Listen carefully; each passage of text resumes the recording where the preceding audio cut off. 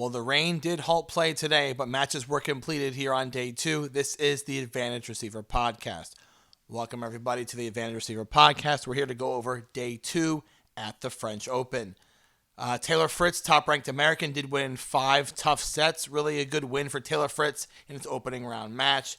Former Grand Slam champion Stan Wawrinka is actually out in the opening round. He lost today. He would have potentially played Nadal if he had won today. That would have been an interesting matchup. 2 former Grand Slam champions battling out. 2 former French Open champions battling it out.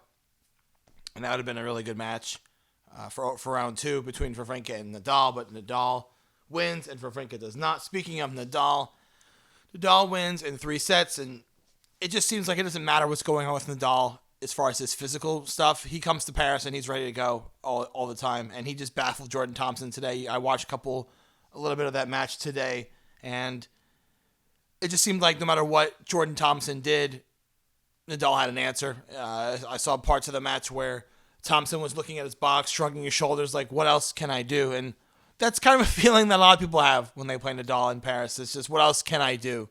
And there's not much you can do. Nadal just plays that way, and he plays at an unbelievable level every time he steps on the court, but especially in Paris, he's unmatched.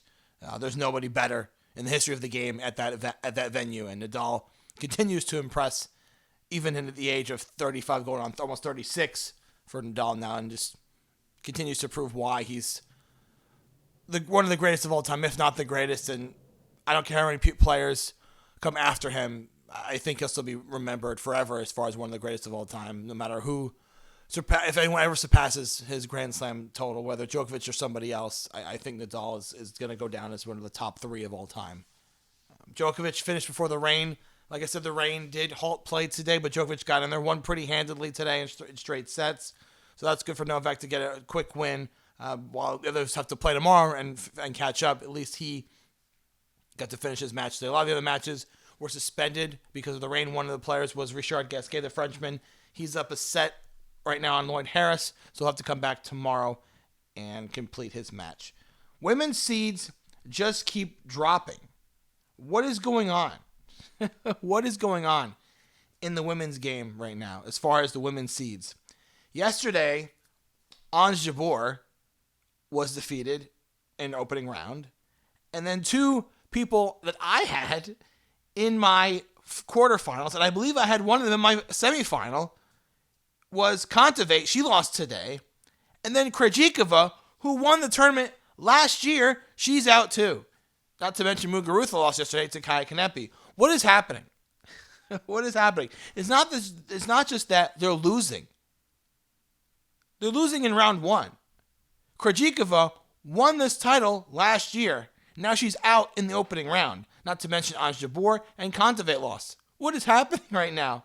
And it seems like as the seeds keep dropping, the number 1 seed, it continues to win and continues to dominate. Swiatek won 6-2, 6-love. Yes, another bagel for the Swiatek Bakery, as I think people are referring to it. Swiatek now 29 straight wins and counting. And you know, this is kind of my gripe here with the media, with Iga Swiatek. Mats Wilander said, you may never lose again. People keep saying you may never lose again. Of course she's going to lose again. That's preposterous. But to put that amount of pressure on Swiatek is a little bit too much. She's just trying to play her game. She's playing really well. I mean, really, really well. And it's just kind of a shame that they're kind of putting this pressure on her, like, you're never going to lose again. That's a lot of pressure to put on somebody, especially when in a Grand Slam.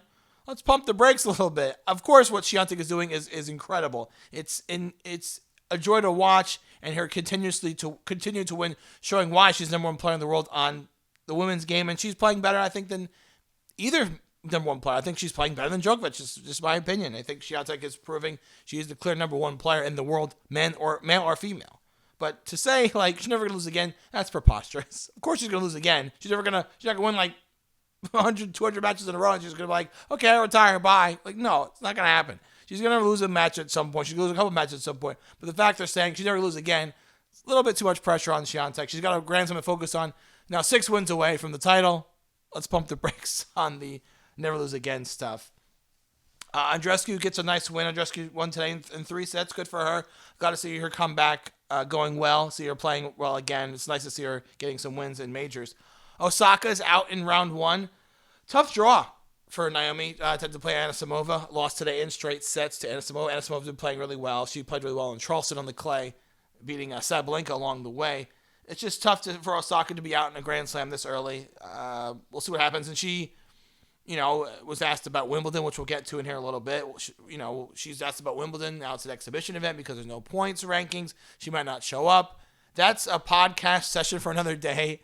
I'm gonna get all the notes I can about this Wimbledon fiasco that's going on with them not allowing ranking points to be accrued or whatever the heck Wimbledon is doing this year. It seems like a very different time for the championships when they come this summer. No Russia, no Belarusian players, no ranking points accrued.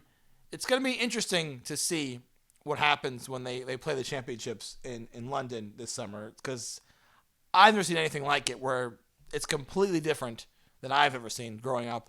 So we have to wait and see what happens with that tournament, because that's a whole bag of stuff to unpack, and I don't have the time to unpack it now. But when I do, I don't know what to say about that, because that just seems like the oddest situation that I think Wimbledon's ever seen in the history of the championships.